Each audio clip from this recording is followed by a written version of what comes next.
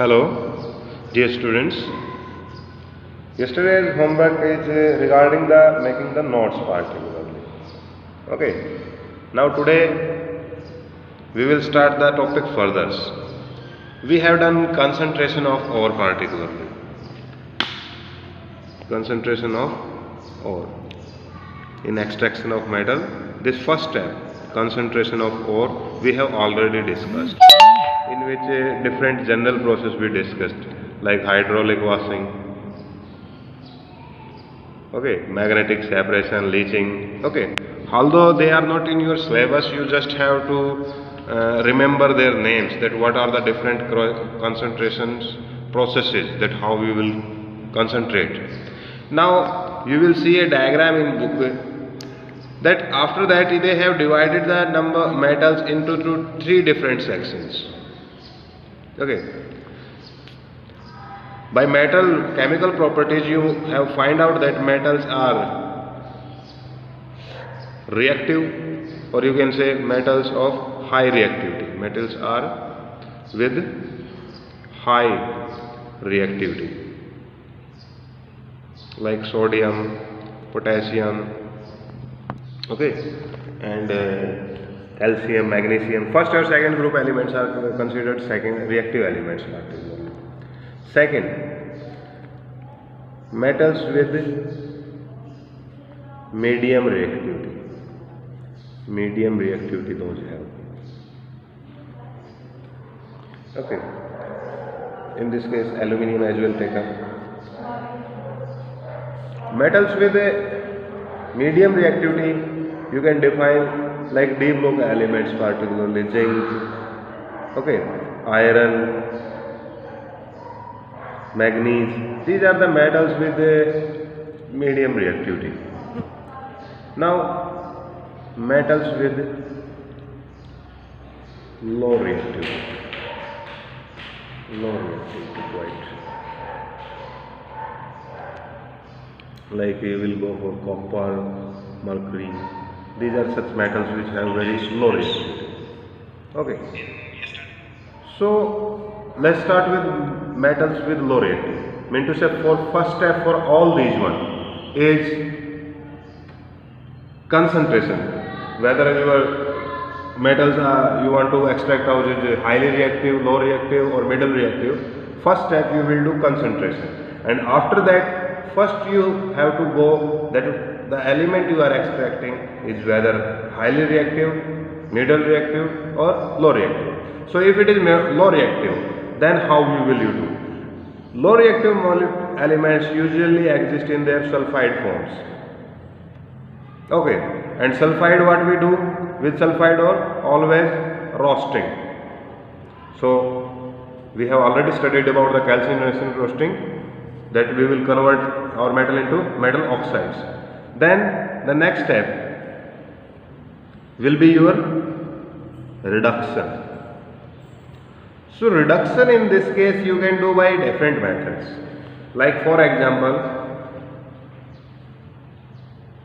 let's take mercury.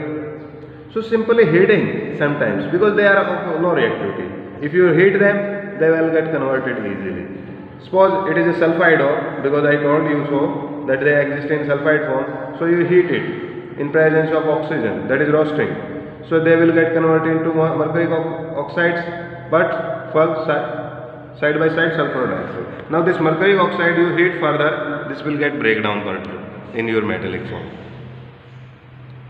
Okay, mercury exists in liquid particularly. So these are because they are low reactive. Another is example for the copper sulfide. If you heat it, or you can simply write down roasting. Okay, it will get converted into cuprous oxide plus your sulfur dioxide. Now this cuprous oxide is capable for the self reduction as well. Mean to say, copper plus sulfur dioxide, because they are of very low reactive elements. So these are the further processes for the metals to get in this form. This metal you are getting over here is known as crude metal. Okay, so after reduction what you are getting? Crude metal. So now this crude metal have also impurities. We will do refining further. Okay, we will discuss about this one as well. Now, if metal is with medium reactivity, so metal with medium reactivity can exist in both forms, sulfide and some in oxide alloys, or you can say carbonates, in form of carbonates and bicarbonate. So if sulfides in they are existing, what we will do always? Roasting. And if they are existing in the form of the oxides, what we will do the next step? Calcination. Now in both steps you have the metal oxides. So now in both cases what you will do? Further reduction. Further you will go for reduction. Now how we will do reduction in case with metal with medium reactivity? It's quite simple, that you can take an reactive element as well.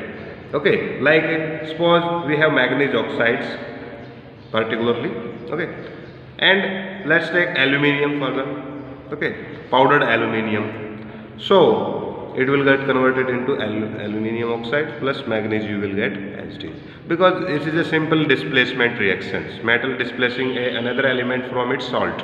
Okay, so you can reduce different elements with the carbon as well, various elements, by using carbon as a reducing agent. In this case we are using high reactive element, but mostly elements are get reduced by using carbon. Okay, CO2 will get liberated and you will get your desired crude metal. And if you are using carbon as a reducing agent, carbon particularly, the process is termed as smelting. But if there are elements which are not able to reduced by carbon, in that case we will take some high reactive element to reduce them, because they can easily reduce them then. Okay, this is for medium reactivity.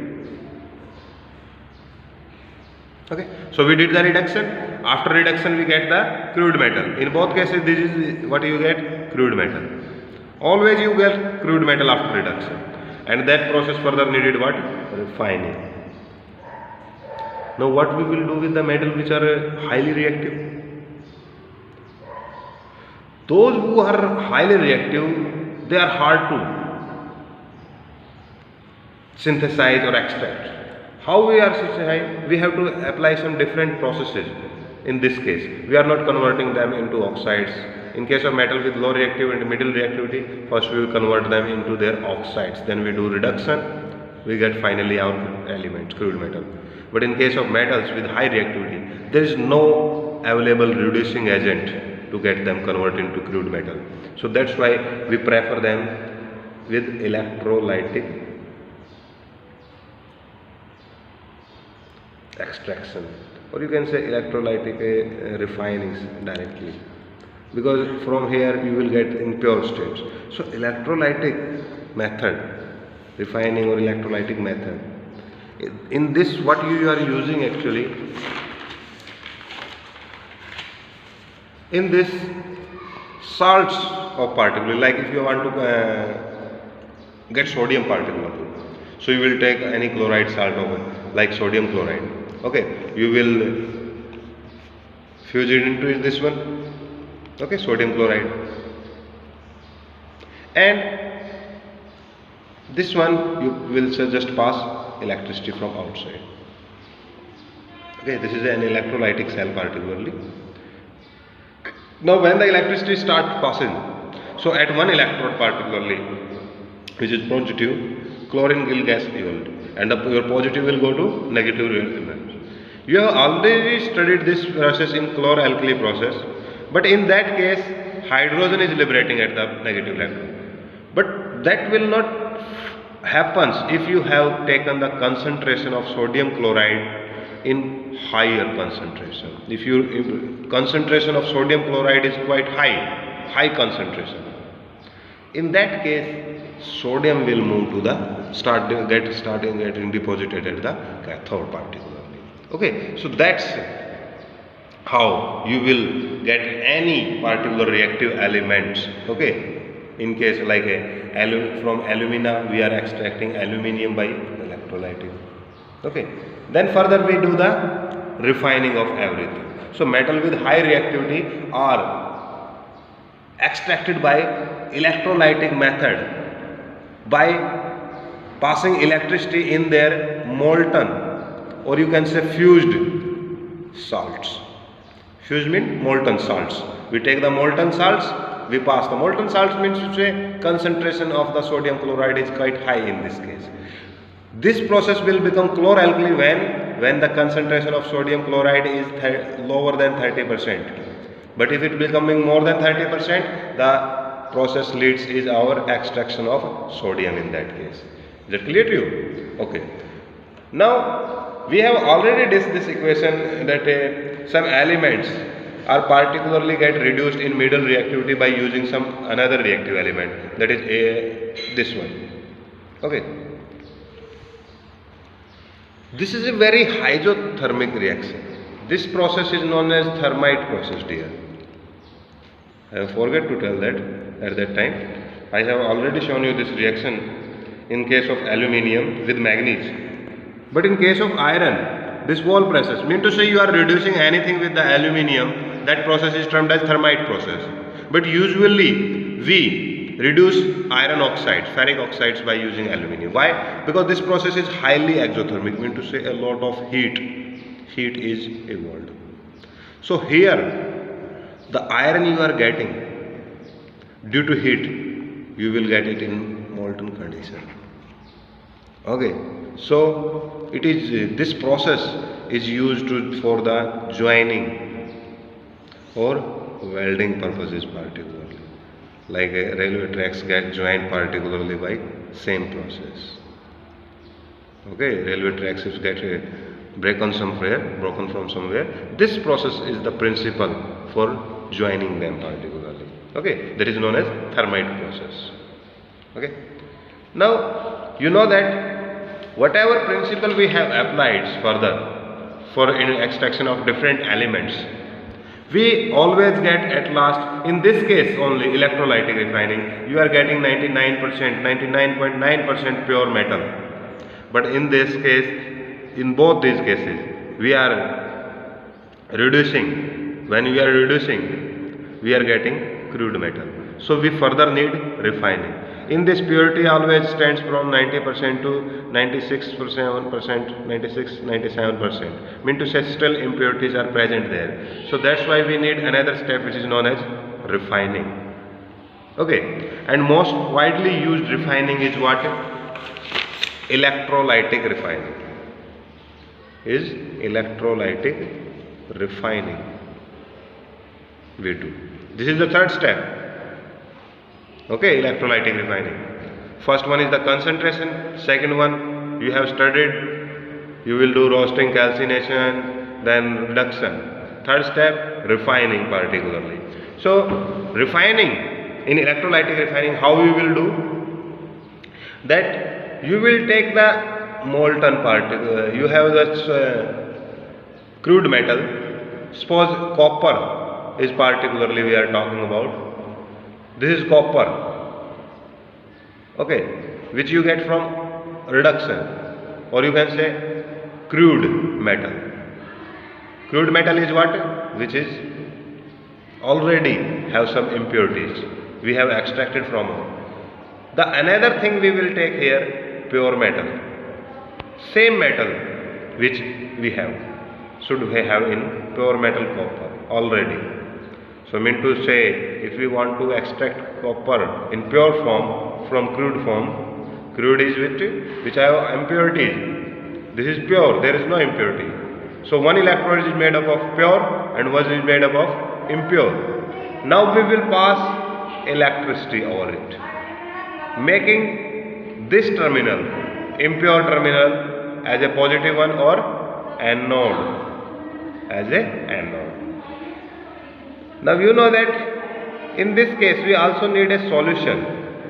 That solution also should be some salt of the same element, mean to say like a copper sulfate. If we are talking about the metal we are extracting or metal we are refining, the salt of same metal we have to take in as a electrolyte. Copper sulfate as a electrolyte. Now what will happen? at anode. From anode, you know that there is copper. It will get converted, oxidized actually. Okay, it get oxidized by losing electron. Mean to say, from here copper, a diagram in your book is shown that from here copper is coming here in copper 2 positive form.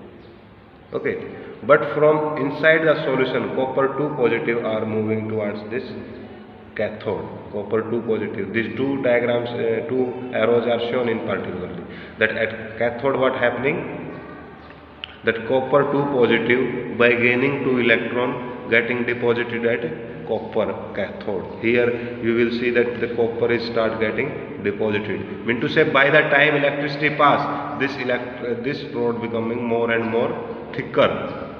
Okay, but this electrode copper is removing, that's why it will become thinner.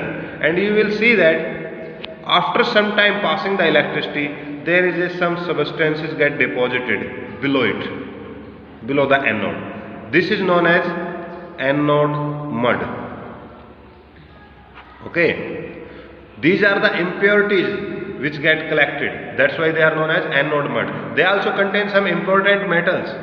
Okay, the anode mud also have some like selenium, gold, but in a very small traces these impurities are present in here. Okay, that get collected. So by the time when we passing electricity, our copper is in pure form start getting deposited at keep depositing at the cathode. So this is the method how will we refine any particular element. You can refine any element by electrolytic refining. Just you have to ensure the impure. Three things main you have to take consider. That impure metal will serve as anode. You need a pure metal of the same metal you are extracting as a cathode. Third things you needed a solution of the same metal salt. These are the three desired things you must cram for the electrolytic refining. So today your extraction process is complete. Extraction process completed. Okay, extraction process. 3-step process I have defined it. First, concentration you will do. For second process, I have told you convert metal to metal oxide by any method, by roasting, calcination, and then reduction. This is the second step. After that, in second step you get crude metal, and if after third step it will be refining. Second step will be given by you by the graph diagram we have shown. Okay, first we have already discussed in the previous lecture. Last one is refining, and the refining, there are a lot of process of refining involved, but we are just only signifying electrolytic refining because you can apply this process on a wide range of elements to extract. Okay, so now your homework is to read up to the topic. Okay, and in NCERT page number 53, blueprint question and their answer in a rough notebook sort. Okay, thank you.